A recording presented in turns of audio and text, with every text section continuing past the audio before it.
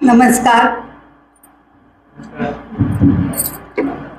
गजाननाला वंदन करुनी, सरस्वतीचे स्तवन करोनी, मंगल शिवपदमनी स्मरोनी, सद्भावाने मुदित मनाने अष्टांगाची करून ओंझळ, वाहतोही दुर्वांची जुडी, सादर कराया कार्यक्रम खिचडी खिचडी खिचडी. बालपणीचे दिवस सुखाचे आठवतो घडोघडी, आठवणींना आठवणींची वाहतोही दुर्वांची जुडी, सादर कराया कार्यक्रम खिचडी खिचडी खिचडी. आता मनीषा कुलकर्णी प्रास्ताविक करतील.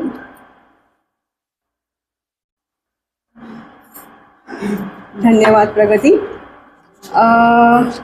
सर्व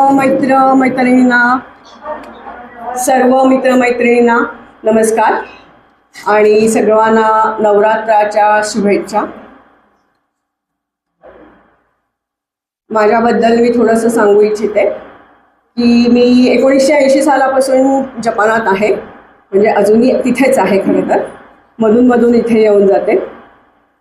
जपानी भाषा शिकून मी जॅपनीज शिकवते आणि ट्रान्सलेशन्स पण करते. जपानच्या गव्हर्नमेंटच्या एज्युकेशन सिस्टीममधून मला जपानी लोकांना इंडियन कल्चर, इंडियनच्या बाबतीत शिकवायला सांगितलं गेलं होतं आणि मागचे बरेच वर्ष मी हा कार्यक्रम तिथे करत आहे. त्याच्यानंतर आणखीन एक गोष्ट मी तिथे केली म्हणजे हिताची नावाची जी कंपनी होती त्यांना आपल्या इकडचे इंजिनियर्स हवे होते. त्यांना मी इथे पॅनल्स घेऊन यायची आणि त्या इंजिनियर्सचे सिलेक्शन कॅम्पसमधून व्हायचं. पण एवढ्यावरतीच आमचं काम थांबायचं नाही, कारण जॅपनीज लोकांना आपल्याकडून काही मॅनर्स आणि एटिकेट्स अपेक्षित होते. तेव्हा त्यांनी मला ह्या सगळ्या इंजिनियर्सना पिकअप केलं होतं. सिलेक्ट केलेल्या मुलांना 100 तासाचं पर्सनॅलिटी डेव्हलपमेंटसाठी शिक्षण द्यायला सांगितलं होतं. असे बरेच इंजिनियर्सना मी शिकवत राहिले तिथे. आता तुम्ही विचार केला की एटिकेट्स काय शिकवायचं. जॅपनीज लोकांच्या मध्ये जे थँक्यू, सॉरी आणि काटकोनात म्हणून नमस्कार करणं, ह्या गोष्टी आपल्याकडच्या तरुण पोरांना जमत नव्हतं.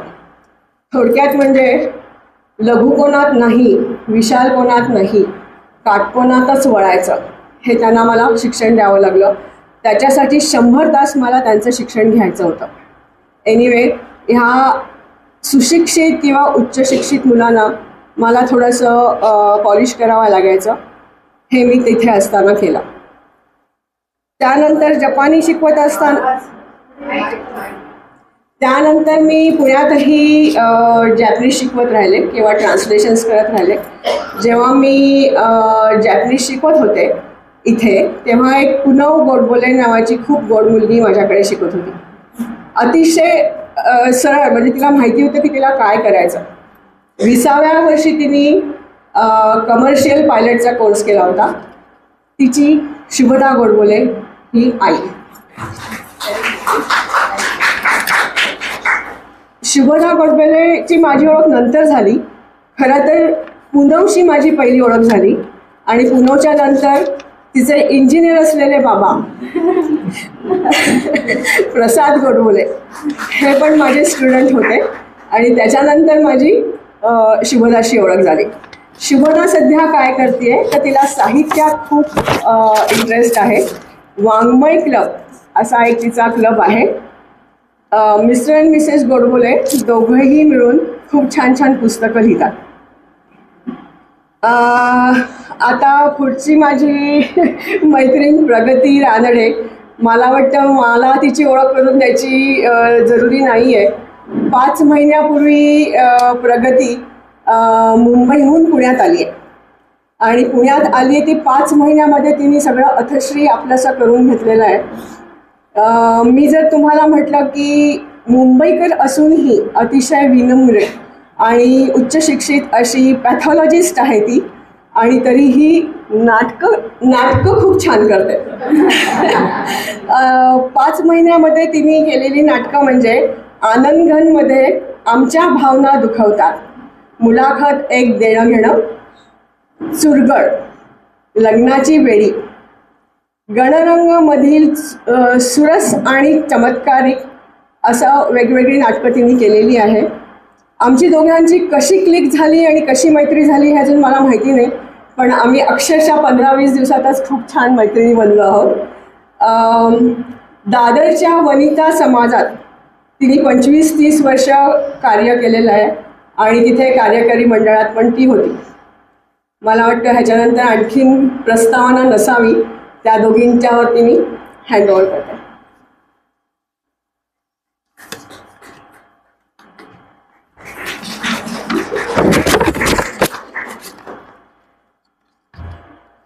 नमस्कार.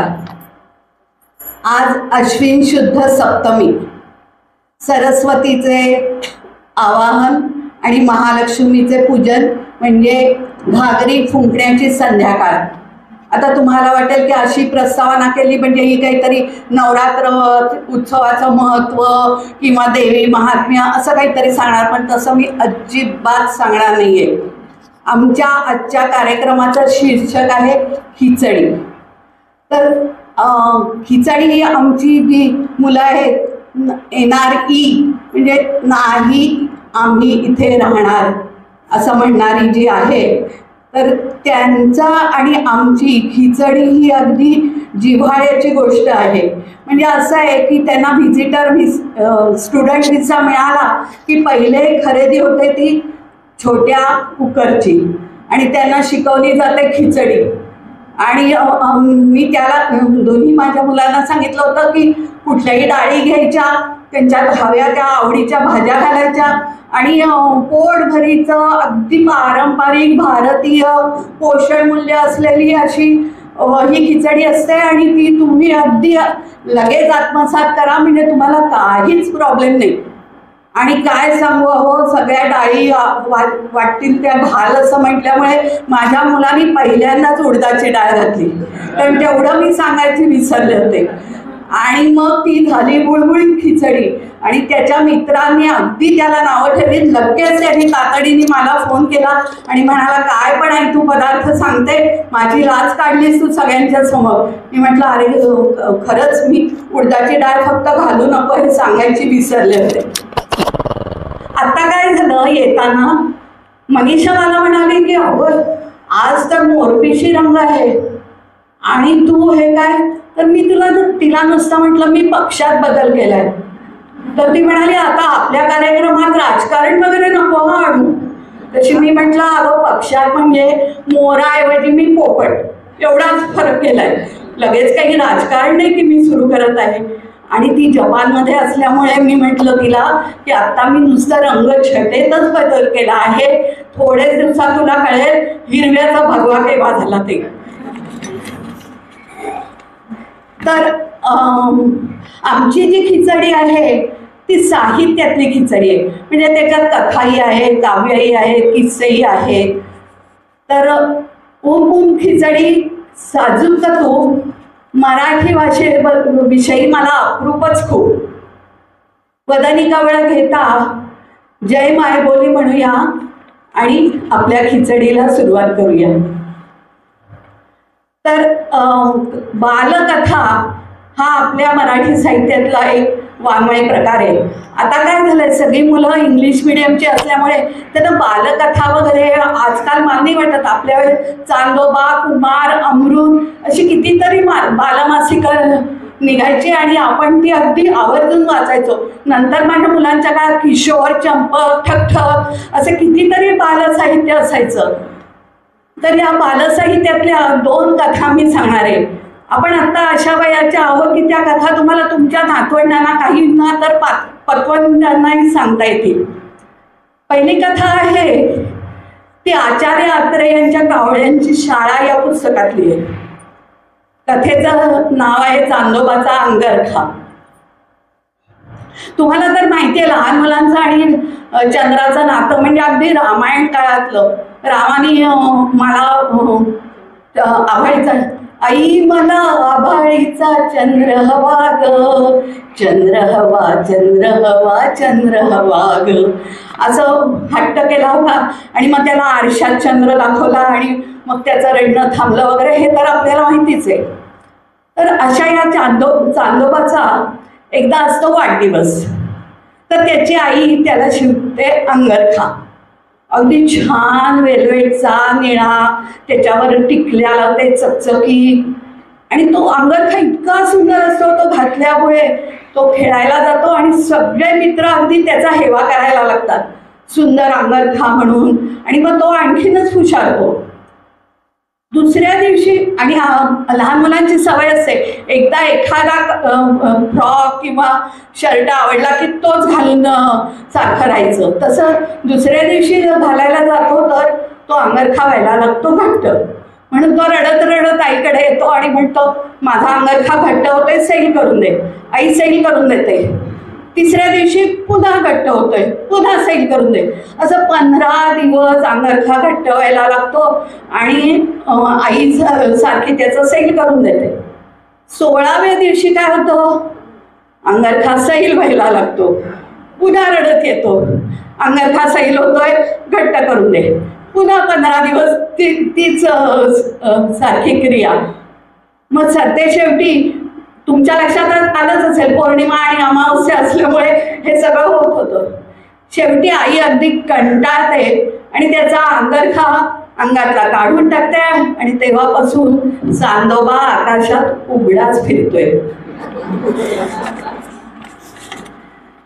दुसरी गोष्ट आहे ती देव आणि दानव यांची. आपल्याला तर माहितीच आहे की सारखे दानव तुंबळ युद्ध करायचे आणि देवांना त्रास द्यायचे. तेवढ्या करता तर ते रामायण घडलं आणि मग यज्ञात ते राक्षस सारखे व्यत्यय आणायला लागले, म्हणून मग बोलवावं लागलं राम लक्ष्मणांना वगैरे. ते सगळं जाऊ दे. तर खूप पराक्रमी असल्यामुळे, म्हणजे शक्ती असल्यामुळे सगळ्या राक्षसांनी अगदी त्राही भगवान त्या देवांना करून टाकलेलं असतं. युद्ध खूप झुंपलेलं असतं, पण संध्याकाळ होते आणि युद्ध थांबतं. तर नारद मुनींना लक्षात येतं की आता बहुतेक देवांचा पराभव होणार, कारण राक्षस खूप शक्तिशाली आहेत. तर ते युक्ती काढतात. ते म्हणतात, आज रात्री आम्ही मेजवानी ठेवली आहे, भोजन आहे, आणि अट फक्त एवढीच आहे की जे कोपरात हात न वाकवता जेवतील आणि ज्यांची पोट भरतील ते जिंकले समजायचं, आणि जे उपाशी राहतील ते ह्या युद्धात हरले असं समजायचं. तुम्ही प्रत्येकाने बहुतेक मनात करून पाहिलं पाहिजे असेल की कोपरात हात न वाकवता आपल्याला खाता येते का? तर नाहीच येत ते खात. हर प्रकारे राक्षस प्रयत्न करत राहतात की कसं आता हे करायचं. सगळे राक्षस उपाशी राहतात आणि देव तर देवच आहेत सर. ते शेवटी ते युक्ती काढतात. त्यांच्या अंगात शक्ती नसते एवढी राक्षसांनी एवढी, पण युक्ती तर असते. शंकरासमोर बसते पार्वती, विठ्ठलासमोर रुक्मिणी आणि विष्णू समोर लक्ष्मी, आणि एकमेकांना घास भरवतात आणि सगळे देव तृप्त होतात. राक्षस मात्र उपाशी राहतात. आणि अशा प्रकारे शक्तीपेक्षा युक्ती श्रेष्ठ असं म्हणून त्यांचा विजय होतो. तर अशा ह्या 2 कथा या विभागातल्या खिचडीत सामील केलेल्या आहेत. आता विडंबन काव्य सादर करते. व्यायामाच्या वेळाने तोलून मापून खाण्याने पथ्याचा हो नियम मी पाळीला, तूप नका लावू माझ्या पोळीला, पुरणपोळी वाढू नका ताटात, वजनाच्या काट्याच्या मी धाकात धाकात हो धाकात, दुधावरल्या साईचा थर मी होगाळीला, तूप नका लावू माझ्या पोळीला, तूप नका लावू माझ्या पोळीला. काय सांगू यादी खाण्यापिण्याची, काटेकोर मापे तूप लोण्याची लोण्याची हो लोण्याची, वडापाव पाहुनी मी आवडा हो गिळीला, तूप नका लावू माझ्या पोळीला, तूप नका लावू माझ्या पोळीला.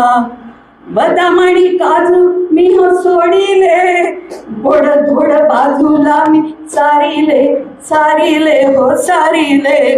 फराळ मी नाही केला यंदाच्या दिवाळीला, तूप नका लावू माझ्या पोळीला, तूप नका लावू माझ्या पोळीला.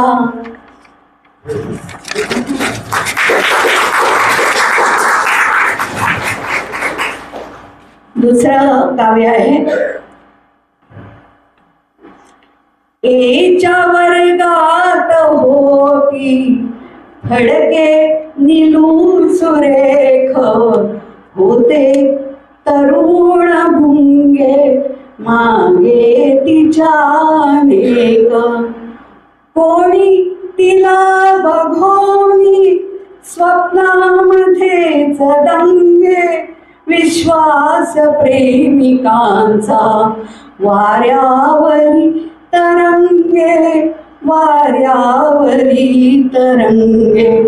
ती हासताच होती घायाळ ते अनेक, होते तरुण भुंगे मागे तिच्या अनेक. भुंग्यास दुःख भारी बोलेन ती कुणाशी, कोणान ती विचारी. रडती खुळे उपाशी, रडती खुळे उपाशी. चेहरे उदास त्यांचे हसती बघून लोक, होते तरुण भुंगे मागे तिच्या अनेक. एके दिने परंतु भुंग्यास त्या कळाले, एके दिनी परंतु भुंग्यास त्या कळाले. ते फूल इंग्रजीच्या गुरुजींसवे पळाले. हैराण सुन्न सारे, हैराण सुन्न सारे. करती बघून शोक, होते तरुण भुंगे मागे तिच्या अनेक.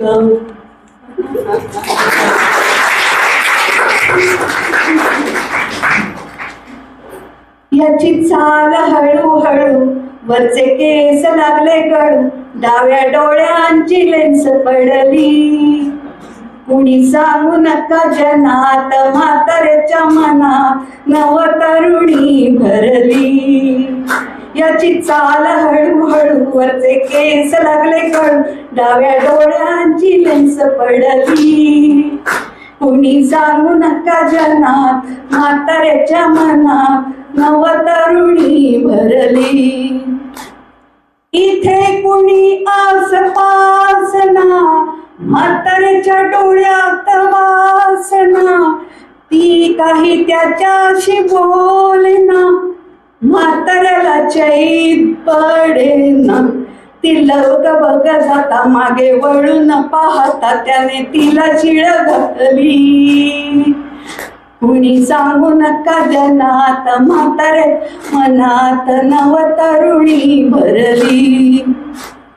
डोळ्याला गॉगल लावून, केसाला मेहंदी लावून, दाताला कवळी घालून, चालला तो देवानंद बनून.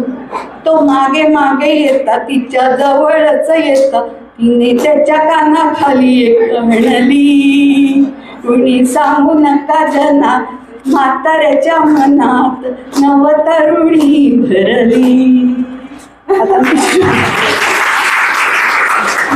सूत्र शुभदाकडे देतो. मस्त.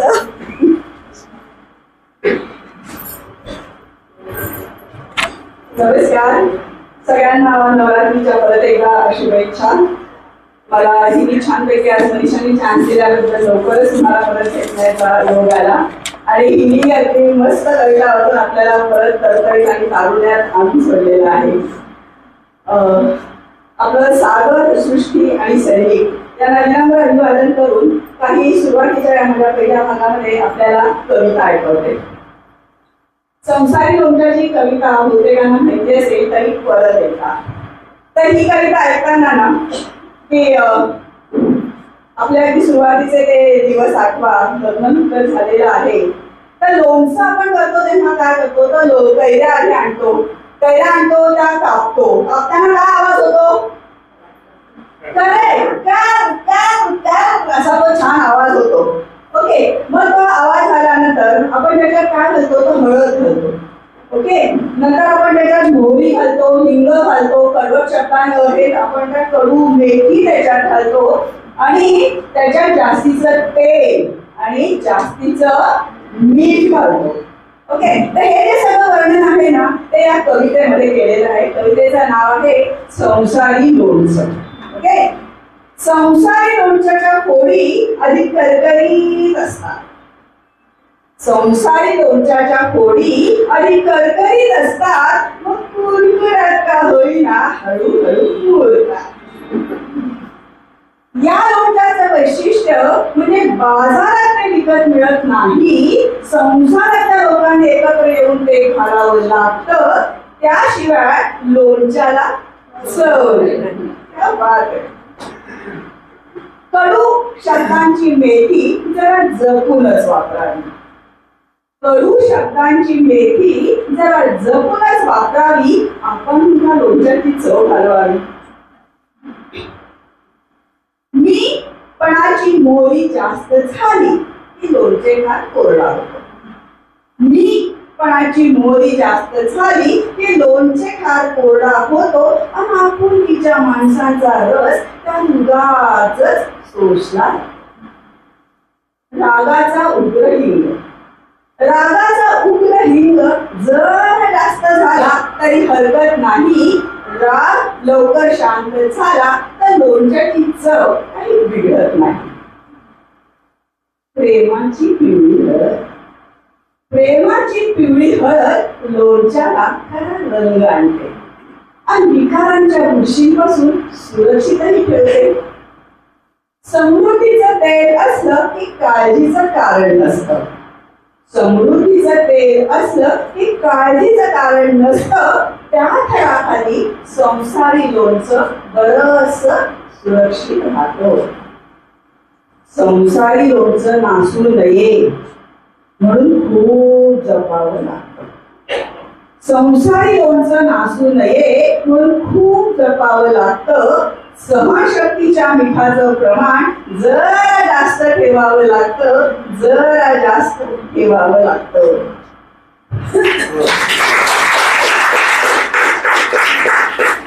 अतिशय लोणच्याची प्रक्रिया आपल्या संबंध जीवनाचा सार सांगून गेलेली आहे. आपल्या जेव्हा जानेवारीपासून जेव्हा वर्ष सुरू होतं तेव्हा पहिल्या काही महिन्यांमध्ये मार्चमध्ये बहुतेकदा गुढीपाडवा येतो. ओके, तर ह्या गुढीकडे साठीनंतर कसं बघायचं हे या कवितेत सांगितलंय.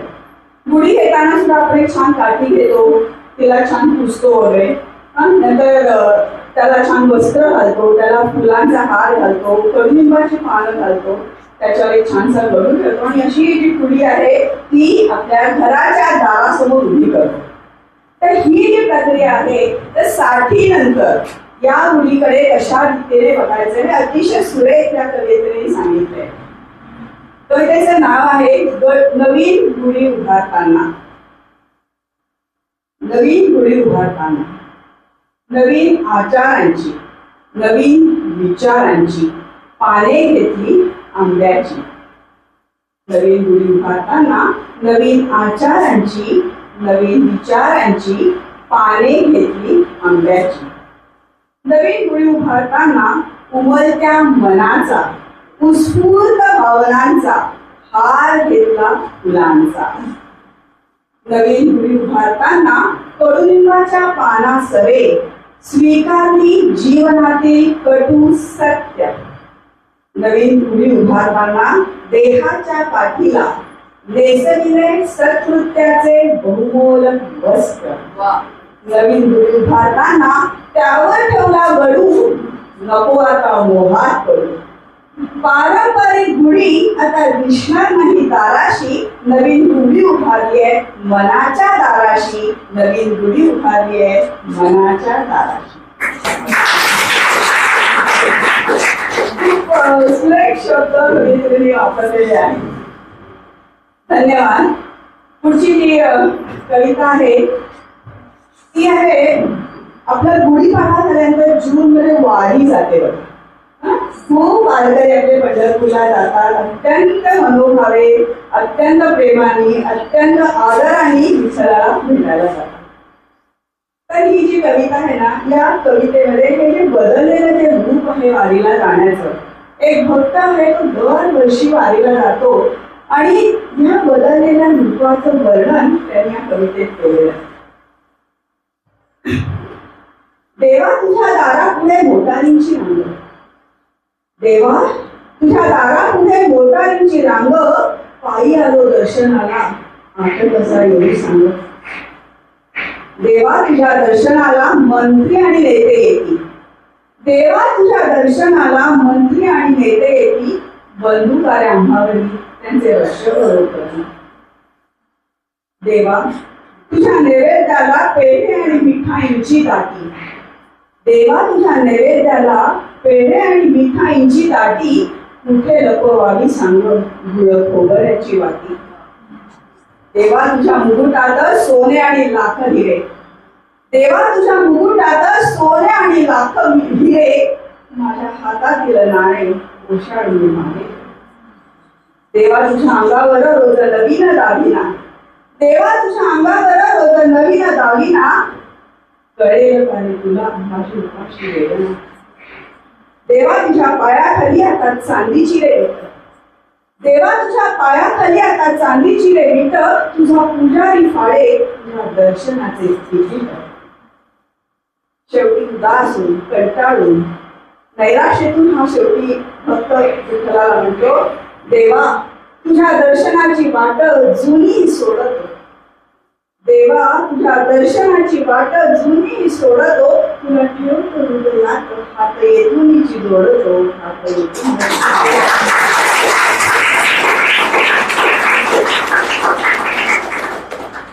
खूप वर्षांपूर्वी सकाळमध्ये ही कविता आली होती. खूपच त्याची आणि खूपच अर्थपूर्ण अशी ती कविता आहे. पुढची कविता होते इंग्लिश टेन्शन, रिटायर झाला लागतो आणि मग नात्याचं टेन्शन. ते सगळी टेन्शन सतत सगळ्यांनाही असतातच. तर ही टेन्शन कशी सोडवायची त्याचा सरळ साधा सोपा उपाय या टेन्शन कवितेत सांगितलेला आहे. Tension. The moment you are in tension you lose your attention. The moment you are in tension, you lose your attention, then you cannot do your concentration, you will be in confusion. You will experience irritation. You will lose personal relation and then you can't get any cooperation. Situation will be in confusion. No, situation will be in complication. You will see your BP elevation and then you have to take medication. Instead, try to understand the situation.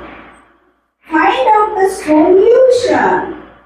Problem will be solved by discussion. Don't think this is my free suggestion. It is just for your prevention.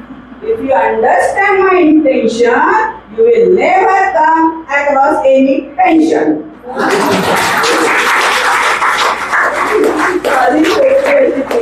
छान कविता होती. पुढे आल्यानंतर August महिन्यामध्ये आपल्याकडे येतात गणपती. तर आधीच्या कवितेत आपण बघितलं होतं की भक्त आहे तो देवाशी बोलतोय. तर ही जी कविता आहे ना यामध्ये देव भक्ताशी बोलतोय. देव भक्ताशी बोलतोय. तर सुरुवातीची ही कविता गंमतची सुरू होते आणि हा वेगळं वरण नंतर उत्तरार्धात ही कविता घेते. कवितेचं नाव आहे बाप्पा. परवा भेटला बाप्पा, जरा वैतागलेला वाटला. परवा भेटला बाप्पा, जरा वैतागलेला वाटला. 2 क्षण टेकत म्हणत माझ्या घरी बसला. तुम्ही कुठे पार करू? प्लॉट नाही सापडला. मी म्हटलं सोडून दे रे बाप्पा, तू पण ना बाप्पा कोणत्या जमान्यात वावरतोस? मर्सिडीजच्या जगामध्ये उंदरावरून फिरतोस. अरे मर्सिडीज नाही तर नॅनो तरी घेऊन टाक. तुझ्या सगळ्या देव मंडळीमध्ये भाव खाऊन टाक. बाप्पा म्हणाला आता पूर्वीसारखं मजेत काही होत नाही. आधीसारखी भक्त मंडळी थोडक्यात काही खुश होत नाही. अरे 4 आठाणे मोदक देऊन काय काय मागतात? माझ्याकडच्या फाईल्स म्हणून वाढतच जा. मी म्हटलं तू असं तू ना एक लॅपटॉप घेऊन टाक. तुझ्या सगळ्या भक्त मंडळींना कनेक्टिव्हिटी देऊन टाक. बसल्या जागी काम होईल. दमलो आता, थकला जीव असं काही म्हणालाही नको. माझ्या सगळ्या मित्रांनी बाप्पा झाला खुश.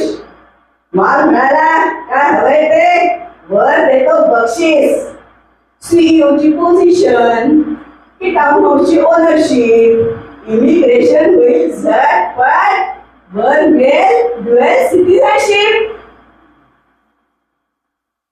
मी म्हटलं खरंच बाप्पा देशील मला काय हवंय ते? मागून तर बघ म्हणाला काय तुला हवंय ते. मी म्हणालो पारिजातकाच्या सऱ्या हरवलेलं अंगण कधीही सोडून जाता येणार नाही असं एखादं तरी बंधन हवाय. माणसात हरवलेला माणुसकीचा भाव. प्रत्येकाच्या मनाच्या कोपऱ्यात थोडासा शेवा. देशील आणून परत मला माझी हरवलेली नाती. देशील मला परत मला माझ्या नाती. इंग्रजलेल्या मुलांना संस्कृतीचं लेणं, आई वडिलांचं कधीही पिटू न शकणारं देणं, यंत्रवत होत चाललेल्या माणसाला माणुसकीचं भान देशील का बाप्पा माझ्या पोटात एवढं. तथास्तु मिळाला नाही. सोंडेतून उदास हसला. सार काही हाताबाहेर गेले रे पोरा, सुखी राहा म्हणाला, सुखी राहा.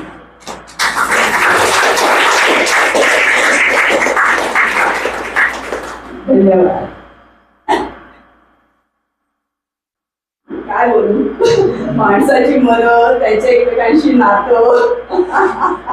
मला तुमचा प्रश्न पडतो प्राण्यांमध्ये असं काही होत असेल का? हे जावे, हे असं कसं बोलणं, दुसऱ्याच्या मनाला तुकाराम म्हणे असा शब्द तोला शब्द बोलण्यापूर्वी किती सुरेख लिहिलेलं आहे, किती सुरेख आपल्याला हे आदर्श मंडळी आहेत. तरी सुद्धा ही आपली नाती का बिघडली असतील असा प्रश्न आपल्याला प्रत्येकालाच पडतोय. पण त्याच्यावर योग्य उत्तर मात्र मिळालेलं नाही. शेवटचा ना यामध्ये सेक्शन मधली शेवटची एक तुम्हाला आरती ऐकवते. तू वाजवशील प्लीज का? माझ्या हातात माहिती आहे. थँक्यू. आपला हा तिथे आपले सचिन तेंडुलकर बरं का. तर 1910 साली ग्वाल्हेरमध्ये एक दिवसीय क्रिकेट झालेली होती आणि त्याच्यात आपल्या सचिन तेंडुलकरनी प्रथमच 200 रन्स काढले होते. त्याचे चाहते आपले जगभर आहेतच. त्याच्या एका चाहत्यानी त्याच्यावरती आरती केली. या आरतीमध्ये ना आपले हनुमान आहेत, आपले विठ्ठल आहेत, आपले गणपती तर आहेतच आहे. तर ही आपण आरती ऐकूया. आणि आरती ऐकताना आपण काय करतो? त्या बात व्हेरी गुड. तर ज्यांना जमेल त्यांनी जरूर टाळ्या आणि त्याला शांती सार करूया आणि एक प्रकारे त्याच्या त्या द्विशक्याला मान वंदन आपण देऊया. ओके. सुखा करता दुःख हरता वार्ता आनंदाची अविस्मरणीय खेळी तुझ्या निसर्गाची सर्वांगी सुंदर उधळ चौकारांची आकाशी झळके महाषटकारांची जय देव जय देव जय तेंडुलकरा तुझी या चरणी माझा मानाचा मुद्रा जय देव जय देव 150 चेंडू तरी खेळपट्टीवरी उभा सर्व गोलंदाजाची किशोरी शोभा मदतीला कार्तिकी पठाण आलेला भावांचा डोंगर उभा राहिला जय देव जय तेंडुलकरा तुझी या चरणी माझा मानाचा मुद्रा जय देव आता मारुती दुमरे मैदान झाला जल्लोष थरथरा बोलून मारीला खेळ कराळे बॅट चेंडूचा शिरछेद अद्भुत अगम्य शक्तीचा बोध जय देव जय तेंडुलकरा तुझी या चरणी माझा मानाचा मुद्रा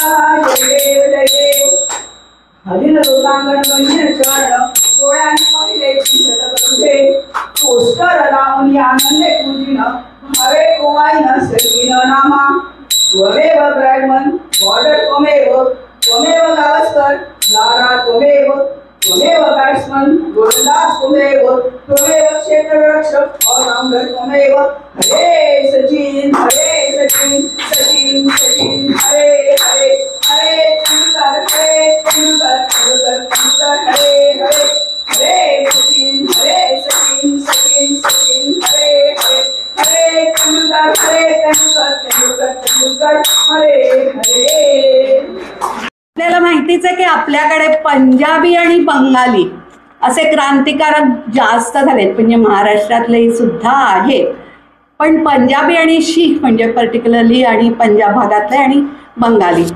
तर एक दिवस त्या बंगाली क्रांतिकारकाची आणि पंजाबी क्रांतिकारकाची अशी पैज लागते की एक एक क्रांतिकारक तुम्ही तुमच्या ह्याच्याच सांगायचा आणि दुसऱ्याचा दाढीचा केस उपटायचा. तर पहिल्यांदा पंजाबी सांगतो की भगत सिंह तो जाऊन बंगाल्याचा दाढीचा केस उपटतो. बंगाली सांगतो खुदीराम बोस तो जाऊन पंजाबीच्या दाढीतला केस उपटतो. नंतर हा सांगतो मदनलाल धिंगरा जाऊन बंगाल्याच्या दाढीतला केस उपटतो. बंगाली असतो तो म्हणतो नेताजी सुभाषचंद्र बोस तो पंजाबी. जरा वेळाने तो पंजाबी असतो तो जातो आणि बंगाल्याची सगळीच्या सगळी दाढी उपटून काढतो. तर तो एकदम चिडतोच आणि म्हणतो हे काय सगळे, तशी तो म्हणतो जालियनवाला बाग.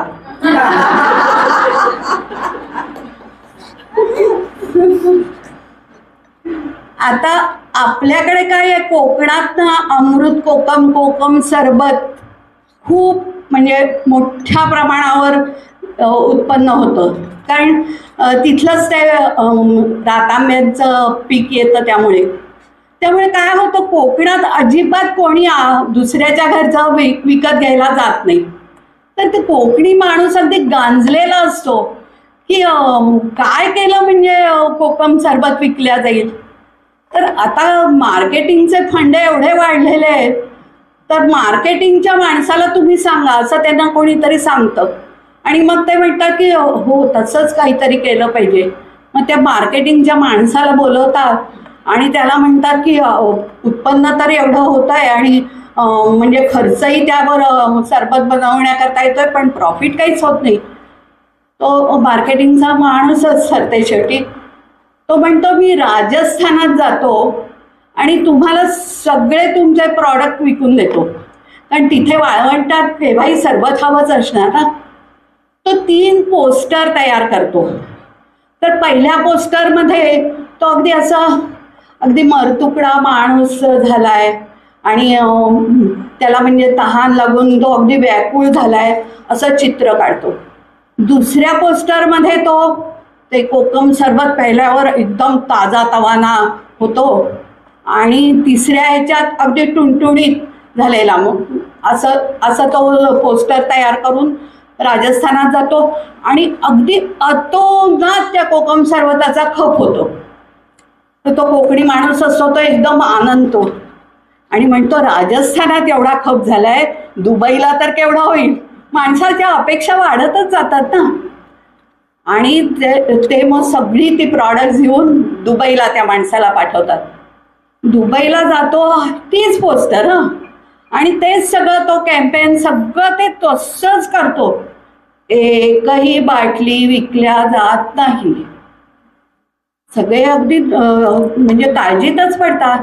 आणि मग तिथल्या एका माणसाला तो मार्केटिंगचा माणूस म्हणतो, अहो तुम्ही तर एवढे ताणलेले असतात आणि हे आमचं इतकं अमृत कोकम चांगलं आहे, तुम्ही इथे का खप होत नाहीये. तर तो सांगतो, अहो हिंदुस्थानात तुम्ही उजवीकडून डावीकडे सगळं वाचन करता, आमच्याकडे डावीकडून उजवीकडे. त्यामुळे आधी तुम्ही टुणटुणीत असलेला माणूस कोकम सरबत पेल्यावर मरतुकडा झाला.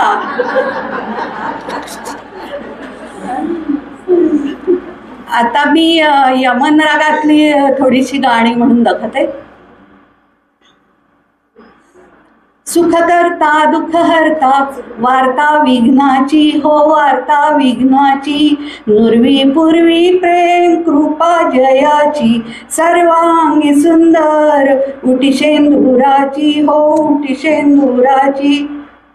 आंसू भरी है ये जीवन की राहें, कोई उनसे कह दे हमें भूल जाए.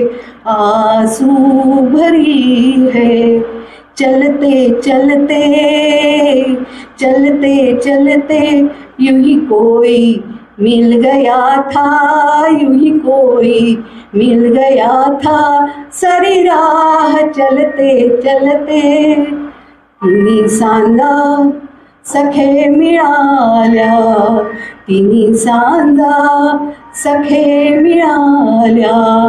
देई वचन तुला, तिन्ही सांगा सखे मिळाल्या. इथेच आणि या बांधावर अशीच श्यामल वेळ, सख्या रे किती रंगला खेळ. इश्काची इंगळी डसली, बाई ग बाई ग. निगाहे मिलाने को जी चाहता है, निगाहे मिलाने को जी चाहता है. रंजिश ही सही दिल ही दुखाने के लिए आ, रंजिश ही सही आज जाने की जिद ना करो. यूं ही पहलू में बैठे रहो, आज जाने की जिद ना करो. चंदन सा बदन चंचल चितवन, धीरे से तेरा ये मुस्काना. अब मुझे दोष न देना जगवालो, हो जाए अगर दिल दीवाना. चंदन सा बदन सुंदर ते ध्यान, उभे विटेवरी सुंदर ते ध्यान. घर से निकलते ही कुछ दूर चलते ही, रस्ते में है उसका घर. तुझं मागतो मी आता, मागतो आता तुझं मागतो मी आता. मज द्यावे एक दंता, तुझं मागतो मी आता, मागतो मी आता. तुझं मागतो मी आता. धन्यवाद. मनीषानी इथे कार्यक्रम सादर करायची संधी दिल्याबद्दल खूप खूप आभार.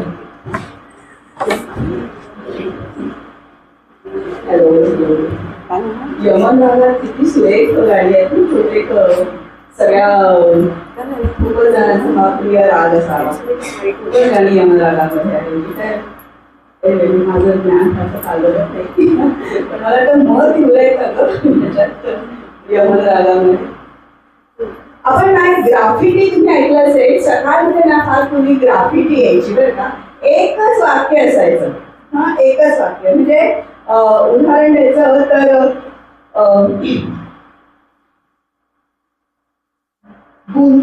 गुंतवणूक करा पण गुंता होऊ देऊ नका. अशी एकच वाक्य असायची आणि छान मजेशीर ती असायची. तर हा जो खेळ आहे हा आपण गेम खेळणार आहोत तुम्ही आणि मी असा मिळून. तर मी हे कसं विचारणार, गुंतवणूक करा पण टिंब होऊ देऊ नका. तर तुम्ही त्याच्यात सांगायचंय की गुंता होऊ देऊ नका. ओके. हा अजून एक उदाहरण सांगते. राजकारणात मैत्री हवी पण मैत्रीत टिंब नको. बरोबर, अगदी बरोबर. आता हा जो खेळ खेळणार आहोत ना तर एकाने हात वर करायचा त्यालाच मी उत्तर द्यायला सांगणार. याचं कारण असं आहे की तुमच्यासाठी बक्षीस आणलेली आहे. हा प्रत्येक ग्राफिटीला एक बक्षीस असणार आहे. ओके. प्रसाद गोडबोले आहेत ते जे करेक्ट उत्तर देतील त्यांचं नाव नोंदवून घेतील आणि हा खेळ झाल्यानंतर आपला कार्यक्रम संपल्यानंतर त्या पिशवीतनं प्रसाद will please show them the bag. Very good, nice. ही बॅग या बागेत छोटी छोटी बक्षिसं आहेत. ती बक्षिसं कशी उचलायची, डोळे बंद करायचे आणि जे हाताला लागेल ते उचलायचं. ओके. कारण वेगवेगळी छोटी छोटी आहे. आकार माझा मोठा आहे माझा छोटा आहे अजिबात करायचं नाही. डोळे मिटायचे, जे हाताला लागेल ते उचलायचं. ओके. Shall we start? हा प्लीज. असं आहे, ह्या ज्या बक्षीस आहे ती जादूची बक्षीस आहे. तुम्ही ऍक्च्युअली ते घेऊन डायरेक्टली तुमच्या बँक अकाउंटमध्ये ठेवू शकता. इट इज गोल्ड पण जादूची आहे. तुम्ही जर ते उघडलं तर त्याची वस्तू बघा.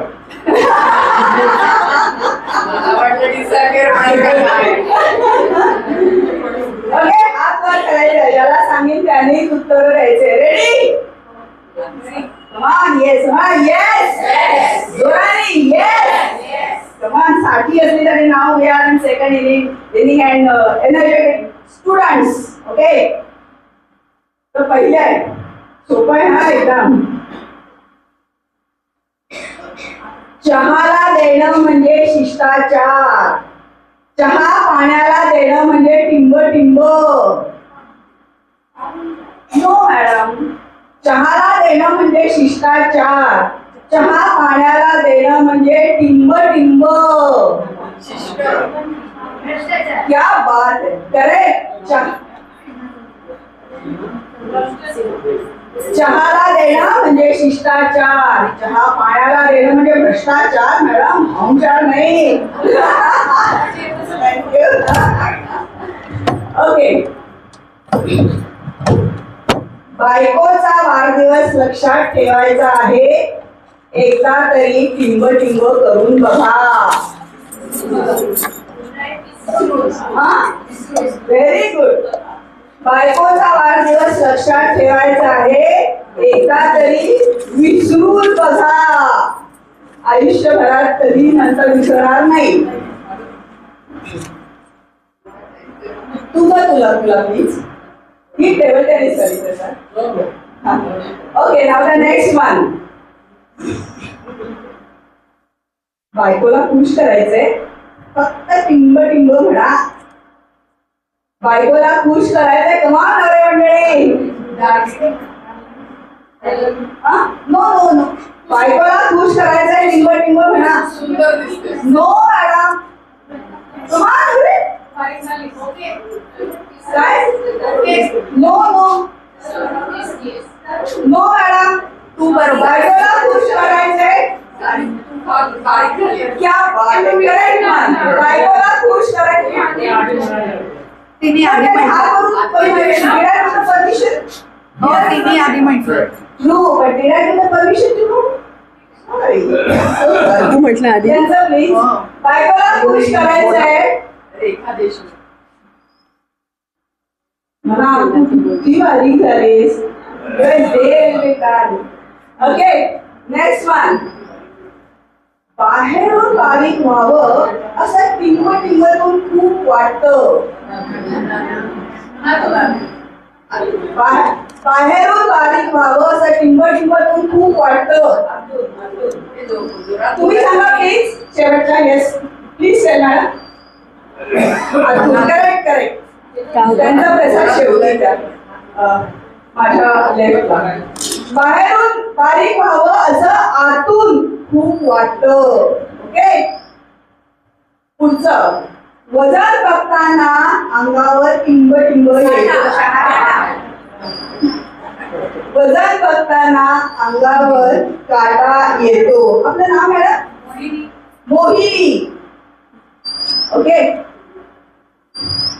अक्षरांचं ज्ञान देणारा टिंब सगळ्यात शेवटी कसा? अक्षरांचं ज्ञान देणारा टिंब सगळ्यात शेवटी कसा? जरा बघा. Yes madam. अक्षरांचं ज्ञान देणारा ज्ञ सगळ्यात शेवटी कसा?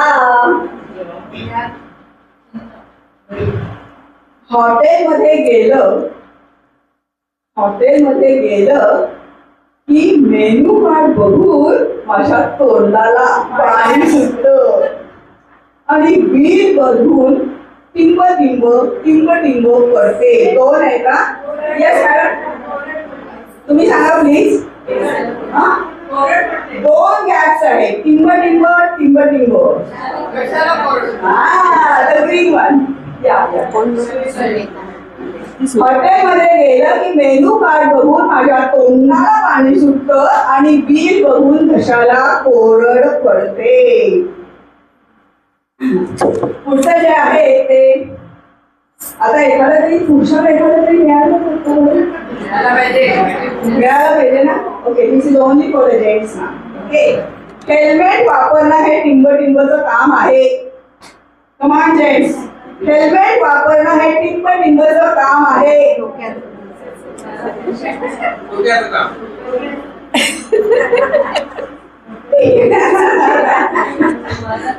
कोणी बदले पुरुष कोणी घेणार की नाही?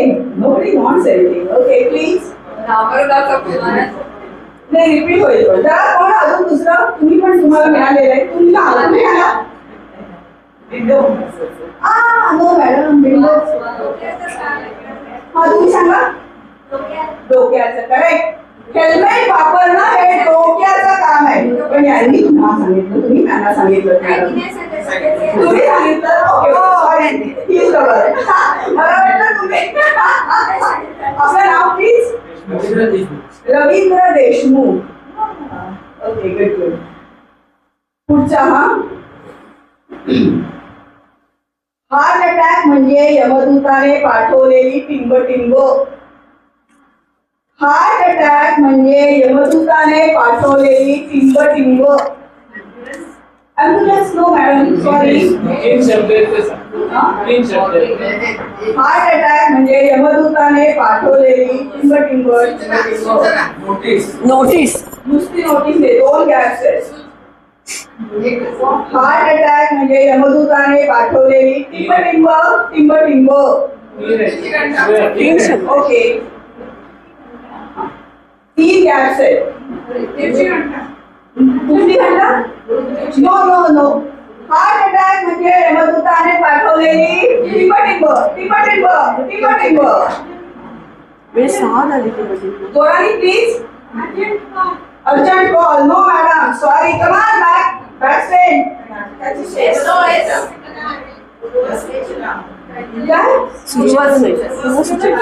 मॅडम. आपण तेलकट खातो, तुपकट खातो, गोड खातो. हार्ट अटॅक म्हणजे यमदूताने पाठवलेली टिंब.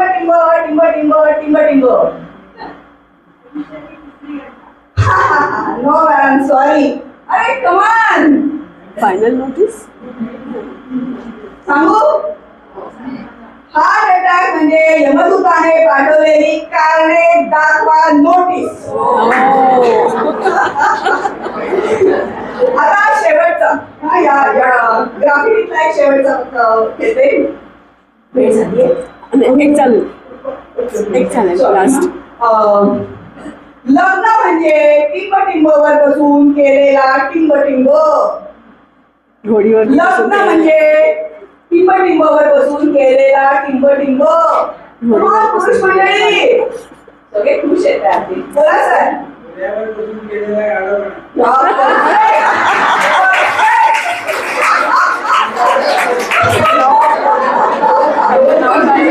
म्हणजे घोड्यावर बसून केलेला गाढवपणा. एकच मिनिट. ओके, नाव काही चारोळे ऐकवले and then we will stop. Okay,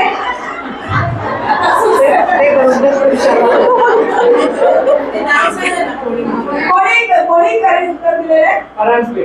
Paranjpe. Class for Paranjpe.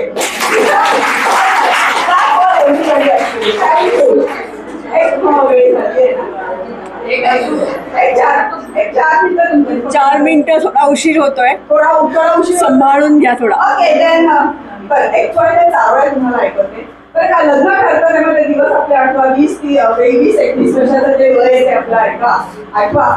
तुला प्रथम बघितलं तेव्हा तुझ्यावर मी भाळले किंवा भाळलं. तुला मी प्रथम बघितलं तेव्हा तुझ्यावर मी भाळले. परत आल्यावर समजले श्वास तुझ्याजवळच राहिले. पुढची जी चारोळी आहे, लग्न ठरतं मग आपण फिरायला जातो तेव्हा त्यांनी पहिल्यांदा तुमचा हात आपल्या हातात घेतला तेव्हा ते क्षण थोडासे आठवा. खरं सांग, प्रथम तू माझा हात तुझ्या हातात घेतलास तेव्हा तुझ्याजवळ तू किती सावरलास. मिठी या शब्दात किती मिठास आहे. नुसतं उच्चारलं तरी कृतीचा भास आहे. मग लग्न होतं. इमारत बनायला वेळ लागत नाही, घर बनायला लागतो. इमारत बनायला वेळ लागत नाही, घर बनायला लागतो. पण घरामध्ये 2 जीवांचा खरा मेळ लागतो. पुढे आयुष्यात काही प्रॉब्लेम्स येतात तेव्हा तू विझत असताना तुझ्या भोवती माझी ओंजळ धरली. तू तेवत राहिलास आणि माझी ओंजळ प्रकाशाने धरली. ओके, नंतर उत्तरार्धात काही लोक म्हणतात आपला डोळा किती छान आहे असं. तेव्हा पुढून आपल्या पुढून जे एक जोडपं येत असतं तेव्हा आपल्या नवऱ्यावर म्हणतो किती छान जोडपं आहे ना, अगदी made for each other, height, health आणि अगदी सुरेख दिसत आहे. तेव्हा त्या समोर असणाऱ्या बाईच्या मनात काय असेल? आम्हाला बघून लोक म्हणतात जोडा किती छान आहे. जोडा किती छान आहे. आमचं आम्हालाच माहिती आहे जोडा कुठे चावतोय. शेवटची चारोळी ऐकवते. आपण आपल्या नवऱ्याची किती काळजी घेतो त्याच्या संदर्भात ही शेवटची चारोळी स्टॉप. यांना डॉक्टरांनी सांगितलेलं पथ्यपाणी मी अगदी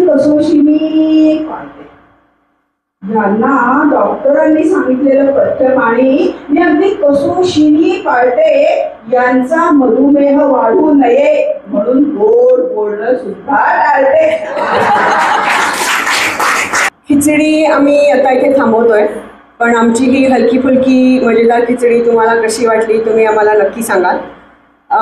माझ्या मैत्रिणींनी म्हणजे शुभदा गोडबोले आणखीन प्रगतीने अगदी थोड्याशा वेळात ही खिचडी साधलेली आहे. त्यांना मी थँक्यू म्हणणं म्हणजे जरा औपचारिकता वाढली असं होईल म्हणून त्यांना थँक्यू नाही म्हणत आहे. पण ही सगळी व्यवस्था करणारे आपले व्यवस्थापक जे आहेत लक्ष्मण, गणेश, जयवंत आणि इतर सहकारी ह्यांच्या मोलाच्या सहकार्यासाठी मी त्यांना थँक्यू सांगते. शिवाय सगळ्यात महत्त्वाचं म्हणजे आपले व्हिडिओ आणि फोटो काढणारे कर्नल सुधीर बर्गे ह्यांना मी खूप खूप खूप थँक्स म्हणते. नजरचुकीने कुणाला मी जर थँक्स म्हणायचं राहिलं असेल तर ते जरा मानून घ्या. आणि इथे आलेला हा प्रेक्षक गट आमच्यासाठी खूपच मोलाचा होता. खूप खूप आभार तुमच्या सगळ्यांचे. Thank you very much.